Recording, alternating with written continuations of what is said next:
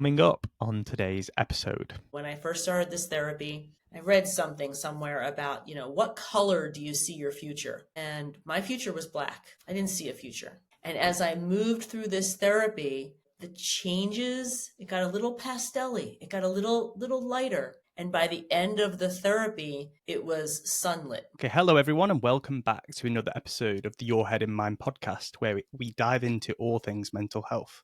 I'm your host, Kyle, and today we have a very insightful episode lined up. We're going to explore one of the most promising emerging therapies for post-traumatic stress disorder, or PTSD. Joining me is Jill Sitnik, founder of the Journey Sage, who will share her personal journey with PTSD and her experience with MDMA-assisted psychotherapy. By the end of this episode, you'll gain a deeper understanding of why new therapies are gaining traction, what it's really like to live with PTSD, and how these treatments can offer hope. We'll also discuss the future landscape of mental health treatment and even a bit of the fascinating history behind MDMA as a therapeutic tool. So I'm Kyle, and this is the Your Head in Mind podcast. Let's dive in. So welcome to the podcast, Jill. It's such a pleasure to have you here. Thank you for coming on. Could you start by sharing a bit of your background and what led you on your current path? Sure. Well, hi, Kyle. Thank you so much for having me. This is a pleasure. And the path to healing PTSD with MDMA started about 18 months after I lost my long-term partner. And I lost him in late 2016. And so a year and a half later, I started to have some real issues in terms of PTSD trauma responses that were completely out of proportion to what was actually happening.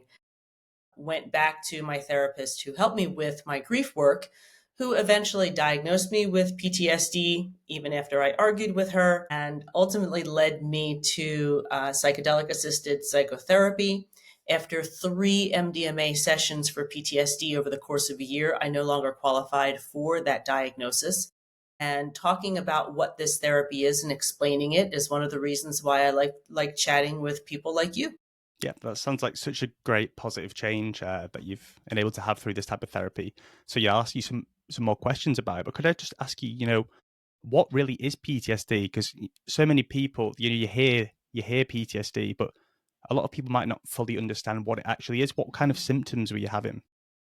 Oh my gosh, I think that's a fabulous question because I was one of those people. I'm telling you, when my therapist gave me that diagnosis, I was working at Microsoft at the time, and I said to her, "Have you met me? I don't have PTSD." But ultimately, I did. What PTSD is a combination of symptoms that is usually categorized by a heightened sense of hypervigilance. And whether it's hypervigilance about something that happened in battle, hypervigilance about maybe some sort of attack, or if it's about childhood abuse, it is a sense of no control. It's a sense of there's really no use in trying because I'm just going to lose. I'm always aware of what the threats are.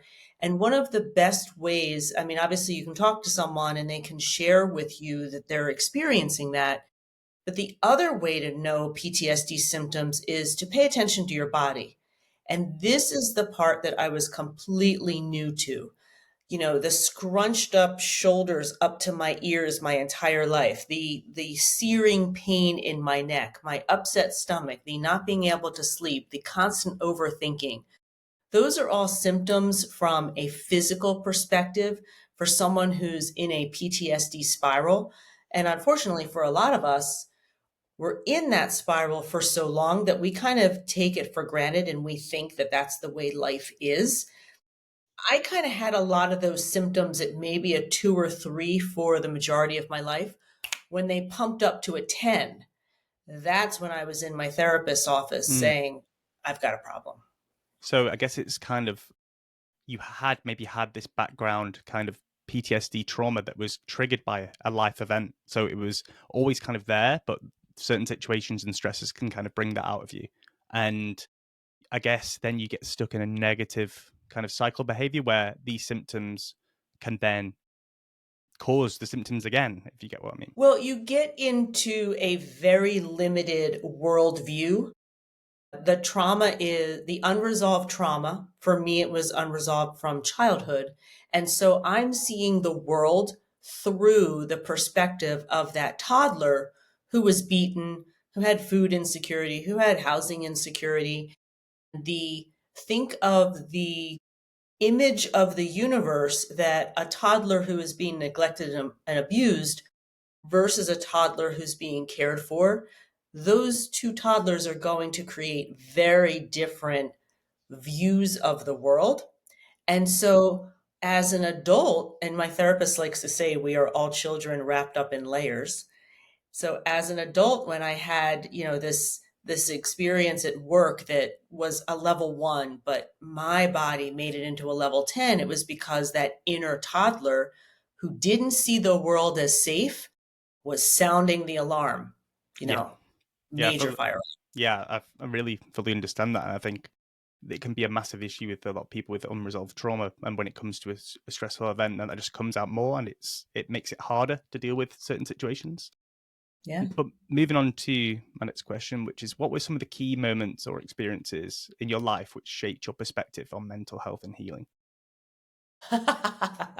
Well, before this therapy, Yeah, actually, that's a great question.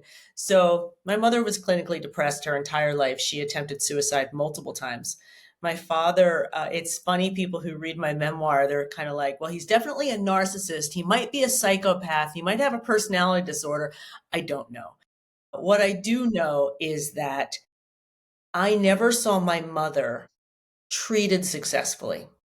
My mother self-medicated throughout most of her life. She was on pretty much every antidepressant, tried therapy a number of times. And so I had a very negative, absolutely negative outlook on therapy, just looking at the life my mother lived and my very early experiences. My mother attempted suicide via shotgun when I was 5, so I was immediately put into some therapy for that.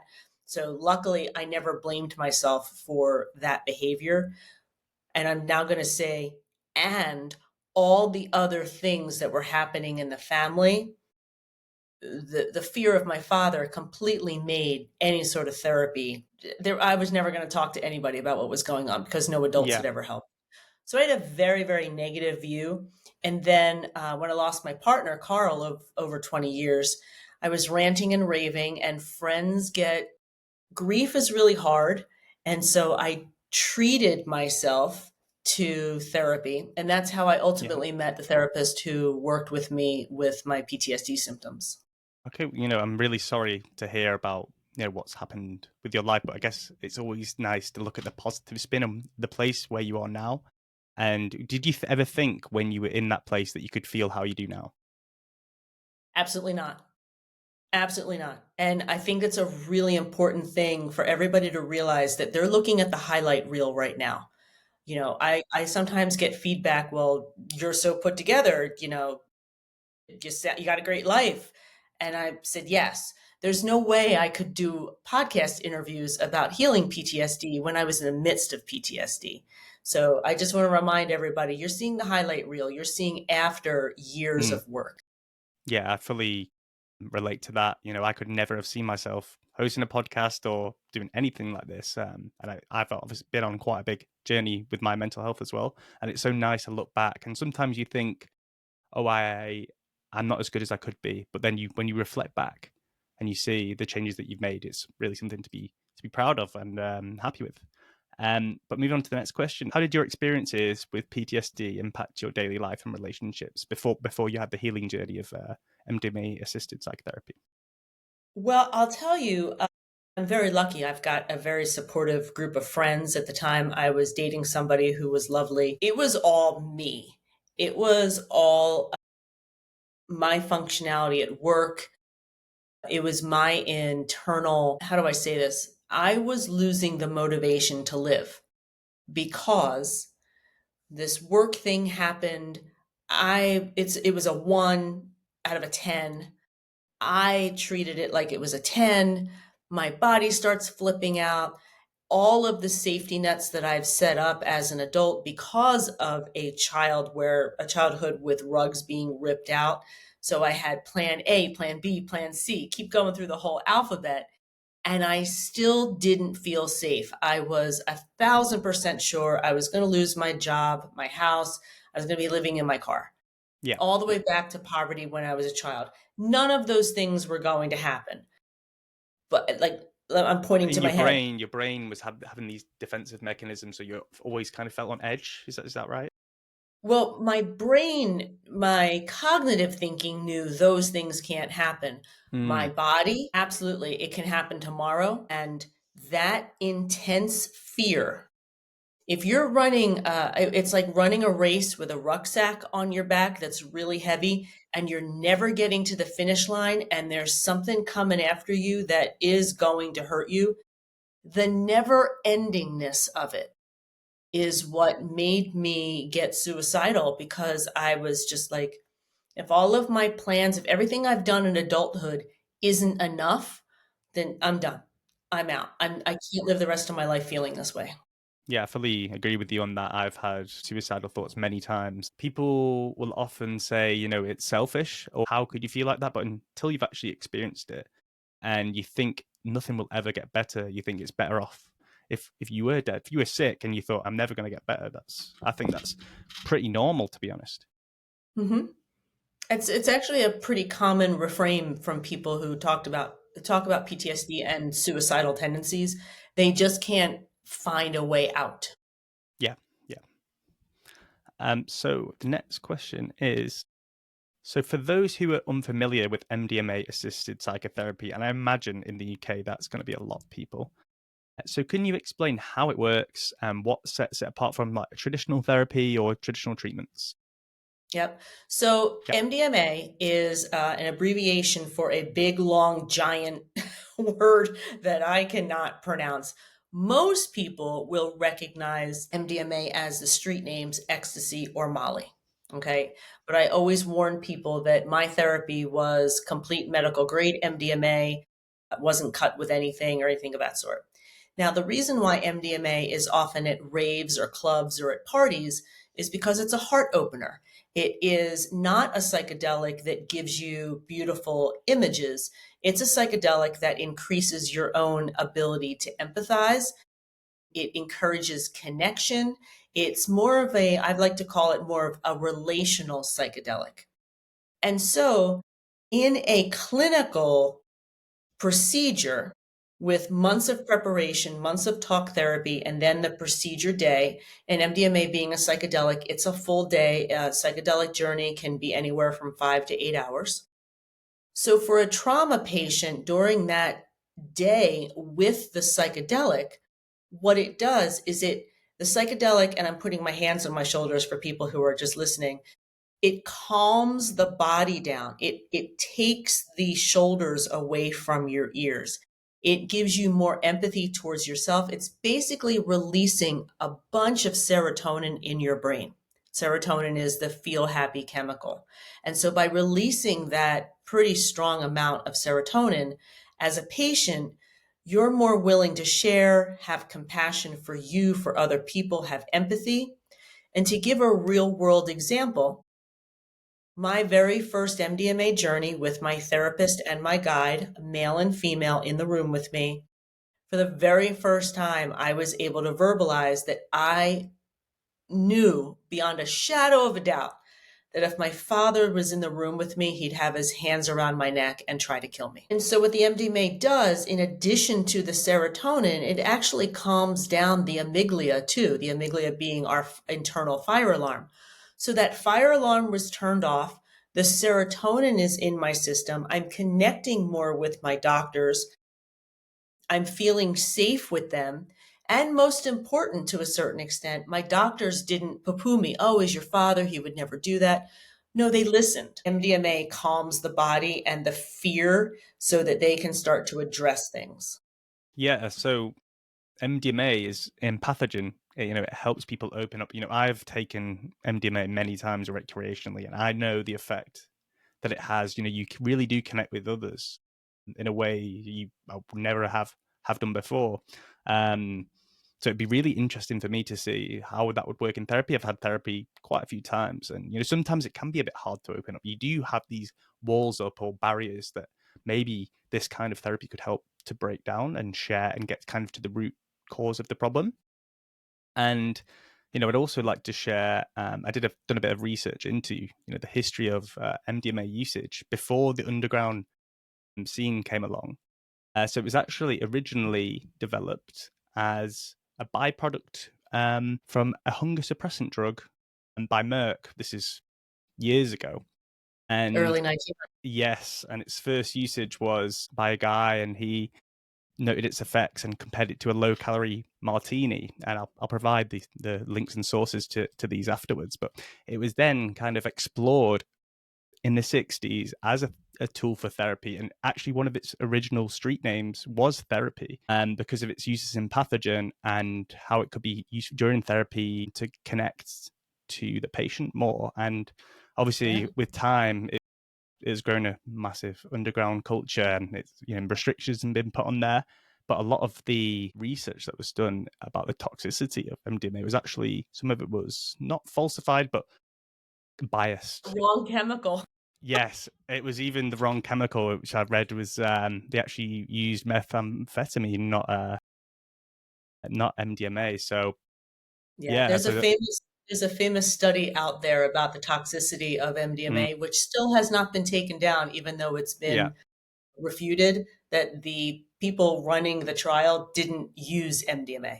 yeah. I saw that and I was shocked. But people still link to that Yeah, in the well, that's US. yeah, Yeah. that is one of the problems. I'm actually a scientist by trade, Ah, and one of the things is something that I've learned throughout my studies was there can be a paper that comes out, and this is great. Wow, look at this research. But then when a new paper comes out that proves it wrong, that doesn't seem to get the same kind of attention, and people still cite the old papers even though it's been disproved just to fuel their own narrative. And I think this is quite a big problem, especially in this circumstance as well. And get these negative views of it. we in the States, the FDA just delayed approval of MDMA for PTSD. They were supposed to approve in August, and they want a little bit more data and things of that sort. And it's funny, I wrote an opinion piece on LinkedIn, like we're officially in the kick the dog when it's down Mm, kind of cycle. And sure enough, there was an opinion piece in one of our major newspapers, or actually, no, I'm sorry, it was an opinion piece on the Hill. And sure enough, the person writing the opinion cited that now yes, completely refuted yeah, study. exactly. I was actually going to ask you that shortly, but I'll come to it now. So, what is your opinion on the recent rejection by the FDA? You know, I think the biggest issue is, and I thought this was being mediated in the U.S. The FDA made MDMA therapy breakthrough therapy. It designated breakthrough therapy to this particular MDMA for PTSD back in 2017. So I thought they kind of had a handle on the fact that what this healing modality was. In reality, what it seems to be, there seems to be a red tape kind of glitch. Now, there's a couple of other things going on too, but this is the thing that steps out. I was a school teacher. I was in Microsoft. Like, I understand big organizations having to move forward and following procedures. So this is what sticks out to me. The FDA approves drugs. They don't approve therapy. And here's the thing, MDMA on its own, without some sort of therapeutic or coaching container, doesn't heal trauma on its own. It's kind of like It's a the tool. bowling ball will just cut. The bowling ball is what you use for bowling, but it, Hmm. it needs to be moved Yes, along. yeah, in the right direction. And so the FDA does not approve therapy. And so I think there's this little bit of a red tape issue moving forward. And the FDA needs to look at how they're dealing with psychedelic medicines because the therapy or coaching container is kind of what makes that bowling ball move. And so that's what I think we're kind of that's why like people were kind of flipping out. And I'm like, look, they just called for a delay. I Yes, think we just need to get our vocabulary and unfortunately it's now it could potentially be a few more years. Running clinical trials is not a zippy process. But I'm not disheartened in any way, it's shape, good. or form. Yeah, that's good. I looked a little bit into it, and the reason given for FDA, I guess, asking them to repeat the trial was the lack of an active control. Right. So obviously, as you'll know, when you take MDMA, you you can tell when you've had it, and your pupils dilate. Your jaw might to start to clench a bit. And the thing is, this is also something that's obvious for the therapist or the scientist, so it does introduce some level of bias. The thing is, the results. Theoretically. Yes, yes. But in terms of, approval for trial, but looking obviously at the data, from the previous clinical trials, like here it says 67% of participants in the test group no longer had PTSD after 3 sessions, compared to 32% in the placebo therapy group, and 21% in the MDMA-assisted group had a clinically meaningful response, with only 12% showing no response, compared to 38% in the placebo group. So, it seems to definitely have a really, really big impact. So hopefully this approval can come soon. And, countries such as Australia is approved the use of MDMA via Yep. psychiatrists. Since last Hopefully they can. summer. They're a Yeah, year in. yeah, yeah. So Yeah. hopefully soon it'll be approved. The unblinding part of it is interesting. There are a couple of people who've gone through the trials and they have their interviews up on YouTube. And I remember one person distinctively saying, "Well, I knew I wasn't part of the MDMA group because I was stuck in a 6-hour therapy session completely sober." Yeah, yeah, that's, yeah. that's a long time for therapy. It But is. again, the FDA has knew about the trials. Like, I Yeah. think a lot of the critics have turned around and said, "Well, my gosh, it wasn't blind." But like the FDA knew it was an unblinded kind of thing. Yeah. Yeah. There's There's a something. couple of things. So I'd like to ask you, what role Mhm. does MDMA play in the therapeutic process, and how does that facilitate healing? I know we kind of touched on it, but how did you feel during the session? Yeah, so how does it play in the therapeutic session? In a therapeutic protocol is maybe Hmm. a way to think about it. Yeah. So 3 times a year, 3 times in that one year, this is the cycle. Talking to your therapist about what you're trying to achieve or what's holding you up. For me, it was all about fear. And on average, my prep time with my therapist was 3 to 4 months. 3 to 4 months. And I already had an established relationship with her. So that's how careful we were. The actual procedure day, and I use the word procedure because it was a 5 to 8 hour day. We went to a journey space that had multiple seating areas, a mattress on the floor, because sometimes with MDMA, you just want to put an eye mask on and lay back. So that can be like a little mattress or a little sofa. Um, that day, I took the medicine, worked with my two I call them doctors, therapist and guide. And then the next portion is what most people would think of as physical therapy, the healing after a surgery. That's what's called integration. And integration with MDMA therapy is where the healing happens. Most people think, well, you take a psychedelic and the healing happens right then. But I want you to think about surgery. I want you to think about surgeons going in, doing whatever they need to do. When are you healing? The time period after. So the surgeons kind of create the impetus for healing. And that's what psychedelics do. So while everyone's super interested on the actual day, I only remember about 45 minutes out of about 5 hours. I always encourage people, if you're doing this, take your phone and voice record because you'll be amazed at the stuff that you say, your inner subconscious. I was not sick. I was the way that I spoke was completely sober. Like right Hmm. now, there was no slurring of words. It's not like you're drunk. Sometimes when I had to stand up to run to the restroom, I might have been like a little fuzzy, but other than that, I was fine. It's the afterward. It's the immediate couple of days where suddenly you start as a person with child abuse. So let's just use Hmm. I'm just being child abuse centric. my childhood memories would come up, and I would suddenly be able to look at those memories.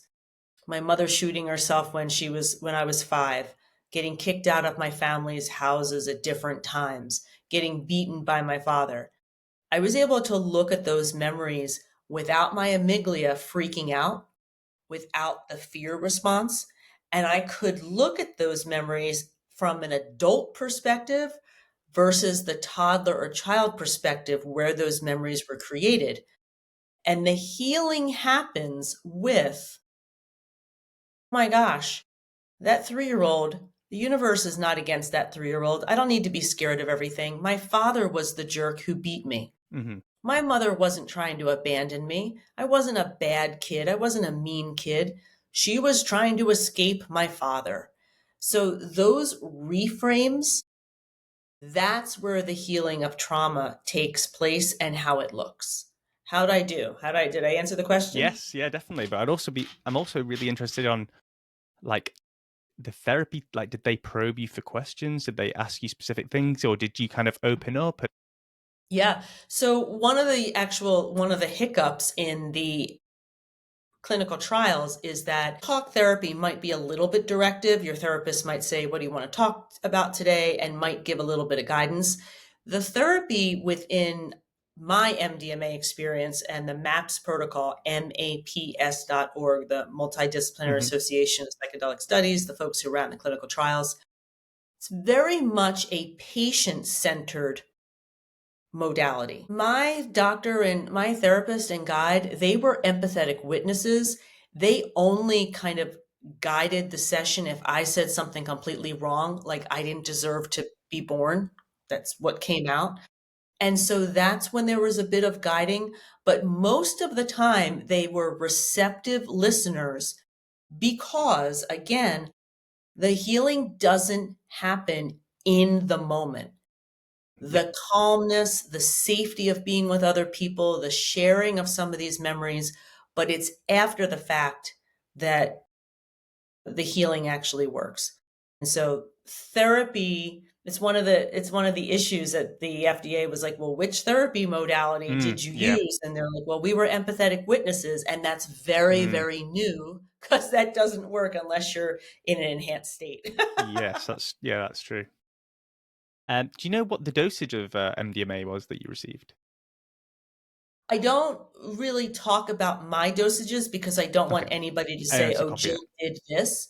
What I Yes, yeah. will say is never in a therapeutic model, never go over 200 milligrams of pure MDMA. You will mess with your serotonin. You will feel miserable the next day.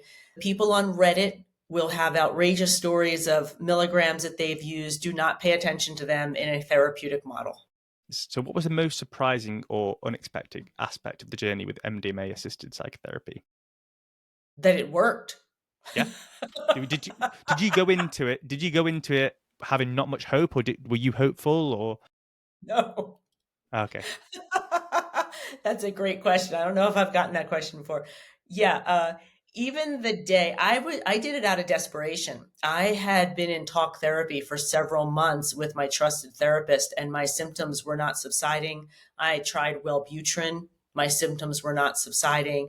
And so here came this healing modality that while there was clinical research, there was nobody I could talk to, that could verify that it would work or even how it would work per se, and therapists don't necessarily want to prime the pump with telling you how it's going to work. It's your journey, it's your healing, and you really can a therapist can really kind of inadvertently direct a journey. So it's much better to be hands off. As a matter of fact, when I woke up from the journey, waiting for my boyfriend to pick me up, I was crying. I internally I said, "This did not work. I don't feel any different." Blah, blah, blah, blah, blah, da, da, da, da. And the first reframe, the first healing of a trauma memory occurred on the way home with my boyfriend driving. And after it happened, I turned around to my boyfriend and said, "I think I know how this therapy works." And so I was super excited for my second journey and my third journey because I knew this could work. so how did your perceptions of PTSD and mental health evolve through your therapy process? My perceptions of PTSD because of child abuse, what I learned is that the imagination is an incredibly powerful healing tool. And I had never had that perspective before. With psychedelic use, you're remembering, you're able to access memories that maybe you haven't accessed before, look at them differently. And in a lot of ways, there's a strategy called reparenting, reparenting yourself. And that's putting your adult self into some of your past memories and being the parent that you needed at the time. And if you had talked to me about that healing modality before my psychedelic therapy work, I would have been like, that sounds a little too new agey. I don't know about that. The thing I learned the most was that we, using our imagination and visualizing, we can do an incredible amount of healing along with an enhanced state at some point and therapeutic support. And so I think that was people would be like, oh my gosh, the psychedelic was the biggest surprise. No, the biggest surprise was how our minds can respond to healing via our imagination. And now I talk about reparenting all the time. And to me, it's like second nature. Yeah, So that was a because surprise. I guess it's like when you're a child and these experiences happen, kind of the reactions to it is it's essentially a safety mechanism of protecting you from future danger, which, but this causes negative outcomes. So I guess it's, yeah, as you say, going back to the younger child and kind of reteaching them it is safe, and It is safe. this therapy really helps in assisting that. It does. It really does. It opens up, it allows different parts of the brain to communicate with each other that normally don't communicate. And I personally found, I'd actually love to talk to other people about this. Maybe I just had a really progressive therapist, or I was an English Yeah, major. And I wrote in the book, actually, the third chapter, I wrote very, very clearly about kind of the visualization of my 5-year-old self and reparenting her and incorporating her in my life. And it's an incredibly creative, imaginative way to heal. yeah. Thank you for sharing your experience. Was there any specific moment or breakthrough during a session, with either during the therapy session or after, where you thought was particularly impactful? Well, so what's really interesting about this therapy for child abuse is that when you've been marinated in child abuse for 19 years, there's a lot of stuff to get through.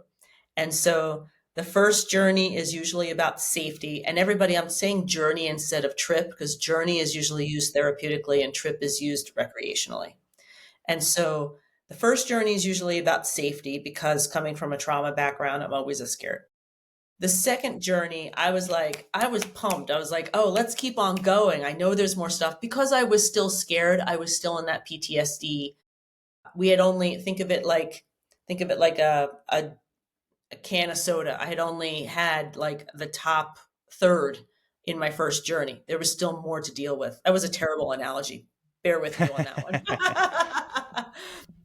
By the time I got to my third journey, so my first journey was in September, my second journey was in December, my third journey wasn't until May because I had a terrible nightmare about my my little self at 5 not being able to get out of the house where my mother shot herself and my father used to beat me. And through a lot of visualization, a lot of therapy, the door to that house never showed up. Where the door was, couldn't get this it was the weirdest thing. I just could not get this little Jill out of that house.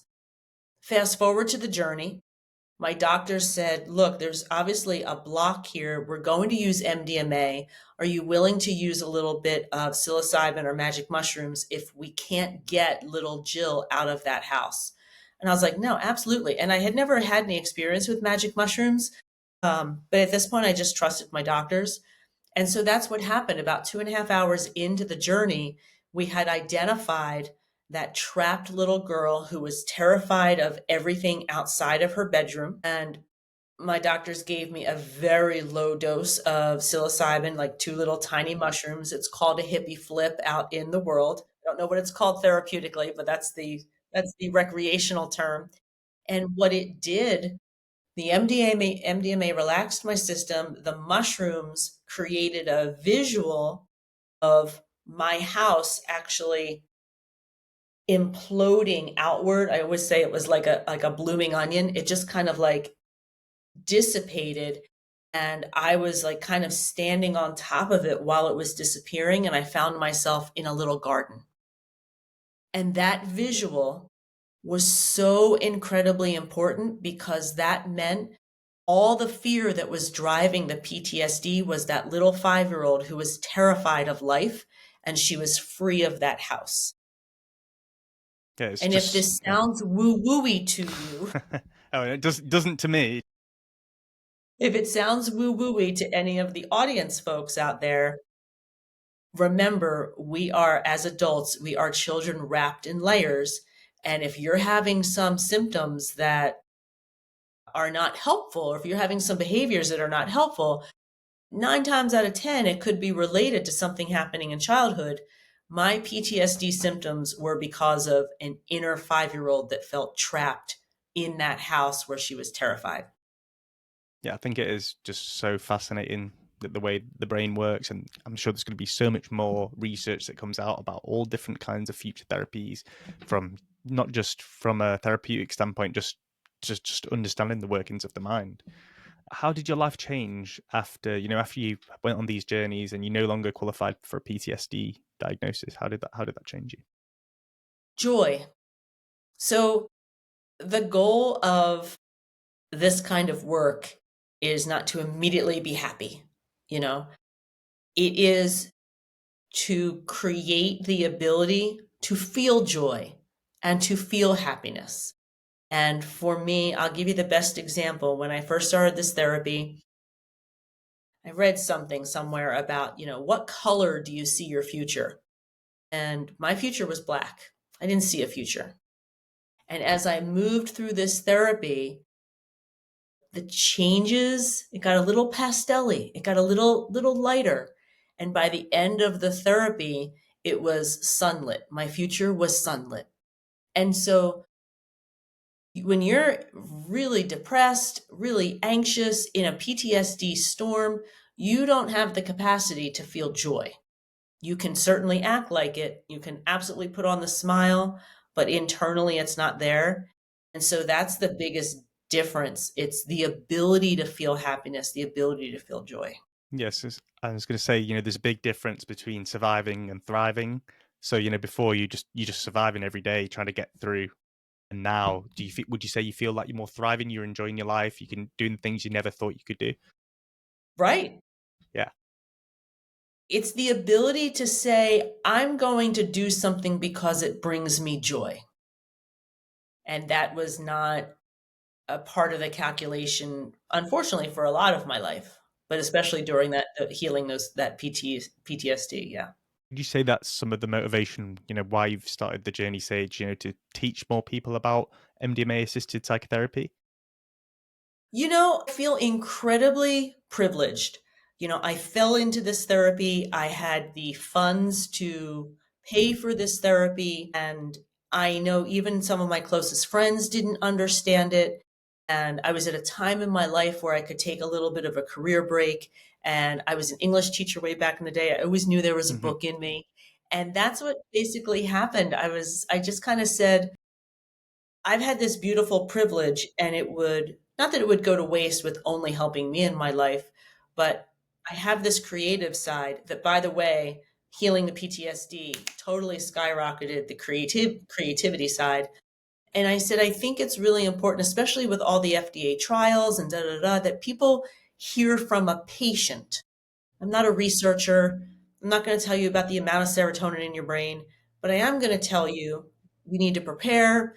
This is what it's going to be like. It's not a magic pill. Originally, I was a little concerned that when it got approved, there'd be so many marketing claims, 20 years of therapy in 8 hours, that Yeah. people wouldn't know that they don't walk out healed. Like, they have to actually still do the work. The work just becomes much easier to do. Yeah. It's, So it's that, just, it's, yeah, I just wanted people to demystify it. This is not the crazy chemical that makes you like jump out of windows or anything of that sort, and to really explain the process so people going in at the time I thought it would be legal already, like so they wouldn't get ripped off by, somebody using it off label or something of that sort. Yeah. And so there's a lot of stigma which surround like psychedelics. There's a Mhm. big club drug culture with MDMA, and it's been very demonized in the media. And you can talk to anyone, and they'll have a very negative reaction towards drugs. So, how do you navigate this stigma, and that? What do you tell people, like, to kind of convince them, I guess, that it's really not something to be feared? Well, I talk a lot about the clinical trials over here in the US. MDMA, LSD, and psilocybin, magic mushrooms, all have breakthrough designation with our FDA, which means advanced drug production, meaning FDA knows that anything currently on the market doesn't do as good of a job as the preliminary research into those substances. If you go to clinicaltrials.gov, it's the US's kind of repository of a whole bunch of clinical trials. And if you filter by psychedelics, you will see hundreds of clinical trials. So I totally get how if you're not in this space, you don't know what's going on and you still have these antiquated ideas that were basically media fed. I Yeah. was Generation X. I remember the eggs in the frying pan. You can't fault people for having these stigmas because that's what they were presented with.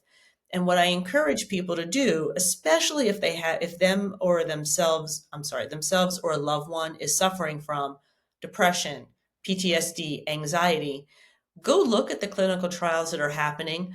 Try to get into one of these trials. There's trials popping up constantly by government entities and private companies. Put a Google alert in for trials because it's already a multi-million-dollar business, and once things get legalized, it's going to become even more than $1 million. Yeah, so I'm actually going to include a couple of links to clinical trials in the UK in the description.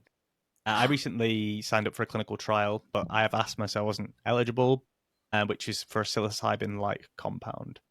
But Uh-huh. they're actually they were going to get back in touch with me. It's Mac Clinical Research. They're going to get back in touch with me for a clinical trial that I'm actually suited to. So it could be really interesting. Super. Yeah, That's exactly what I yeah, advise people. Like if you don't want to do it underground, my therapy was underground. If you don't want to do this underground right now, get into a trial. yes, and yeah, I think it's also important, to distinguish. Obviously, you've got the everyday, you've got recreational drug use. You don't know what's in that. It could Absolutely. have, it can have so many adulterants and stuff. And I think that's where some of the negative idea of MDMA comes from. So Sure. it's actually, you can't actually overdose per se on MDMA. Obviously, it can cause brain issues, but the main reason for deaths from MDMA is actually from the environment, so due to heat stroke and things like this. So that's really Yep. the most important consideration. Yep. It is a stimulant. So anybody with Yes, heart issues, yes, actually, we definitely. should put a disclaimer out there. If you have any sort of heart issue, be aware and maybe not partake. If you have any history of schizophrenia, or anybody in your family has schizophrenia and you haven't had any symptoms, but somebody in your family, I would be extremely cautious and probably not do it. And if Yes. you have any sort of diagnosed personality disorder, psychedelics can work as an amplifier. And so Yeah. right now the research says any sort of personality disorder, stay away. Yeah, yeah, definitely. And I'd say obviously it's very different to having them in a controlled environment. And I assume, if when this comes to, use by psychiatrists, there will be some form of screening, to maybe it won't be suitable for everyone. So that I think that's very important Absolutely. to distinguish, this I was the screened. Yes. yeah, there's not like, even with medication, some there can be drug interactions, not everything fits for everyone, but it's just a really good example of something that's up and coming for PTSD, that could benefit a lot of people. Absolutely. Yeah, I mean, this is a chemical the way that the same way you wouldn't take 10 pain relievers when the appropriate dose is 2, is the same way with psychedelics. I'd also like to ask you, had you ever taken MDMA before that? therapy trial? once. Yeah. So I was very, very a newbie when it came to psychedelics. I Hmm. had tried ecstasy without really even understanding what it was at a party once. Yeah. So when my doctor said MDMA, I had zero clue what she was talking about. Okay. Yeah. I get you. And so one thing that I was thinking about, actually, I posted about this on my Instagram story, and someone kind of said, do you think this therapy could be less useful for people who've had MDMA before? Or maybe, because obviously MDMA is a recreational street drug. Maybe it's non-addictive, but maybe if people have had issues with drugs in the past, do you think that could rule them out for therapy, or is it something that needs to be taken into consideration? Oh, I think I might need you to clarify issues with drugs in the past. Yeah, let's say if somebody has had issues, like some people can have addictive personalities, and if you go into like a therapy setting and then you're having this drug, which is obviously being used in the therapy setting, but is also used as a recreational drug, do you think there could be any issues there? I don't. If you know what's interesting is that I don't know how to do psychedelics recreationally now. Right. Yeah. Um, that and I remember my doctor, my guide saying, because I looked at this big jar of mushrooms and I was like, well, this, da, da, da. And once I understood how mushrooms worked on that third journey per se, I said, well, this is interesting that you have this many. And he said, I don't even know how to do a recreational psychedelic journey anymore. That it's just once you start to see how it works therapeutically, I think that issue goes away. Number two, MDMA does have a bit of a hangover if you don't take supplements. So the next day you don't feel great. And it takes about 30 days, 30-ish days for your serotonin levels to go back up. So it's not the kind of drug that you're like, really craving because you don't necessarily Yeah. feel great. And then third, if it is in a therapeutic environment, you're going somewhere. This isn't, you don't get a script and do this at home. You're going somewhere to work with two people. They have ownership of the medicine. They're not giving you extra pills to take home. So I have not heard of anybody in a therapeutic bubble or container seeing any sort of, oh, wow, I just want to take this for fun now. I Yeah. have Yeah. seen people want to rush. I have seen people, the insights are so amazing the first week or two. And then when those insights start to slow down, I've seen people say, I want more insights. And I've had to Yeah. say, you need to give your serotonin Yes. integration. I did an iboga journey in May. I'm still integrating from it. Like, give the time to really live life, and because usually people are like so excited that things are actually happening, but like, no, you need to give it time. How do you think how do you see this therapy influencing the broader field of mental health and the development of new treatments? Oh my gosh, we are. I wish I had a crystal ball to answer that question for you.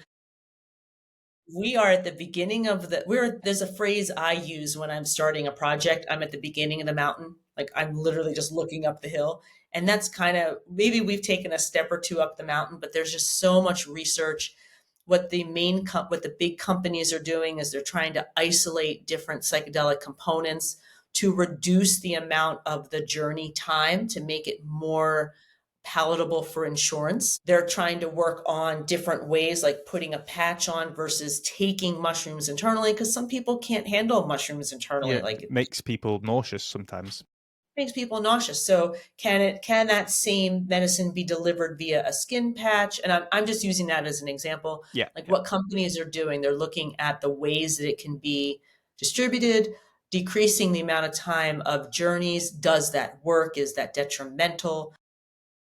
I think, even I like to say 10 years, but even 5 years from now, we're going to have so much more information about how these work.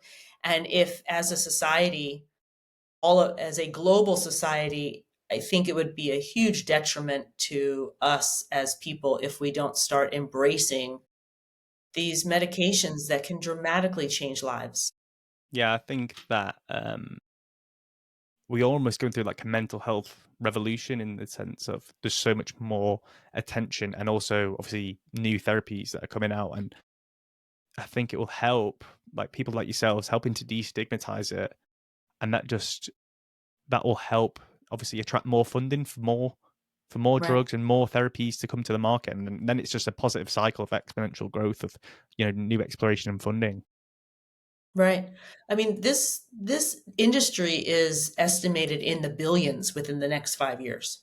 The company that can patent and can have this treatment will make a lot of money. Well, for anxiety, depression, and PTSD. Yeah. Yeah. And so I'll ask you, what advice would you give to individuals who are considering MDMA assisted psychotherapy but are hesitant or unsure? Well, I think the first thing to consider is that it is still illegal. In the US, we call that a Schedule 1 drug.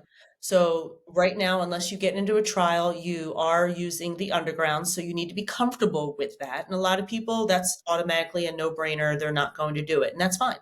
So if you are then comfortable, you need to start looking at, like, I've got a whole reference section on my website about, therapists who work in psychedelics. In the US, ketamine is legal. They might be able to direct you to somebody working with MDMA. And the other side of it is the same way that you use word of mouth for other things, you might want to use word of mouth. And so you might want to start joining some communities. I actually literally in my town, I've got a psychedelic group that meets monthly. And so when you start getting into these communities, you start hearing word of mouth, who does a good job, facilitating this. Even you might even wind up having to travel. So this is not a small endeavor, and it's not something you should do if you are at a crisis point. If you are at a crisis point, please go call your therapist or call an emergency hotline, because really psychedelic assisted psychotherapy is something that you should take months learning about, getting acquainted, and finding someone to work with, because you're looking at the underground and there's really no licensure. So you have to do a lot of homework. You have to be a bit of a detective. Yeah, yeah, I understand that. But, hopefully soon it'll be regulated and people can do it without the fear of illegality. Yeah. And Is so it also, ketamine legal in the UK? I'm no, not sure. Is it? no. It's a class B drug, I think. Oh, So okay. class A would be psychedelics, MDMA, and cocaine, and yeah, class B is ketamine. Yeah. Yeah. The other thing you can do is travel. Psychedelic tourism is growing exponentially. And so that's also an option. Just do your research, because do you want a shamanic experience? Do you want a therapeutic experience? Do you want just throw me in the woods and let me take some mushrooms experience? So that's also an option. Yeah, yeah. Obviously, there's a lot of considerations for people to take into account. So yeah, I think it is best to do plenty of research and even look at Plenty some of of research. yeah. So yeah, talking about that, could you talk about some of the resources that you've created, such as your memoir, workbook, and YouTube channel, and how can that help others? Yeah, the memoir is if you are somebody who experienced childhood abuse and you are trying to understand how MDMA works, the memoir is great for you. If you haven't experienced childhood abuse, the memoir gets a little kind of like, people who haven't experienced kind of say to me, I don't really know why you had to like talk about the same stuff so much. Yeah. The intentioned workbook is, say you are going to a psychedelic retreat to do some Hmm. work. The workbook I created is the 8 different strategies that my therapist and I used to create intentions to know what to work on. So if you don't have a really strong therapeutic relationship and you don't really know where to get started, that workbook is good. If you want to understand this therapy more, I've got some videos up on my YouTube channel. I'm going to start branching out into the other medicines I've used too since. Probably when it starts to get a little colder here. It's been a really fun Yeah. summer. Nice. So Nice for some. it's literally just to help educate people from a patient perspective what they can expect. What is your website for our listeners? Uh, the Journey Sage. So I'm an educator about the journey. The same thing on YouTube, and TikTok and YouTube are the same content. So Yeah, we'll pick we'll your have poison. we'll have the links in the description, of course. And Another question is, what message of hope or advice would you like to leave with our listeners who may be struggling with PTSD or other mental health challenges? I want to express the fact that if you have found frustration in the current healing model, not everybody has found frustration. Lots of Mhm. people are doing great. If you are someone or you know someone who is frustrated with the current healing modalities, open up that browser, start doing some internet searching, see if any of these particular medicines would fit your diagnosis or the person you know. See if you can get them into a trial, start doing some research. Because I would say, most importantly, don't let what you think these substances are cloud your research. They are actually very different than probably 90% of the stories that you've heard about them. Yeah. I'd also like to reflect on that and say, I think myself and you, well, we are, I guess, examples of, how people can change our lives and how, even if you've had a negative past experiences, you can seek help and you can feel different. Like, even though sometimes it might feel like things won't get better, they can. Yeah, sometimes you just need help. Yep. Yeah. And the last question is just, is there anything else you'd like to share about your journey or the future of mental health therapies? Well, what's exciting is that I have joined, actually just got off of one of my classes. I've joined Third Wave Psychedelic Coaching Program Okay. because people reach out to me all the time. And I'm not a therapist. I definitely refer people who are maybe in a crisis state Hmm. to other folks. I'm really looking forward. There's a new emerging group of people who work with medicine to serve people who want to level up, who are thinking about the future. They might have some sort of blockage. And I'm really excited for at some point doing that work, at some point working with retreats. And if I'm excited, there's other people going to be excited. So when you talk about the future of the mental health landscape, there's going to be more and more people with the ability to help others who need help. And so that kind of gives me hope. Yeah, that's great. Like, I think it really is like a message of hope. Everything you've discussed, for people, some people who might think there's nothing out there for them, this could be a really good alternative to improve them on their mental health Absolutely. journey. Do the research, folks. Open up that browser, try to get into a trial. You know, that's the best thing. I wish I could say more, but really that's what it comes down to right Yeah. now. Yeah. Okay. I'm going to say thank you so much for joining us on this episode of the Your Head in Mind podcast. I hope today's conversation with Jill offered you some valuable insights into the evolving world of PTSD treatment and promise that therapies like MDMA-assisted psychotherapy hold. If you or someone you know is suffering from PTSD, remember there are resources and options available, and emerging treatments like these offer hope for individuals. So keep exploring, stay informed, and take care of your mental health. And if you enjoyed this episode, be sure to subscribe, leave a review, or share it with someone who you know will benefit. You can also follow us on social media or visit our website, where you can join the conversation on our forum and stay updated on all future episodes as we continue to explore mental health from all angles. So, for more information about clinical trials and sources mentioned in today's episode, be sure to check the description. I'm Kyle, and until next time, take care and keep your head in mind.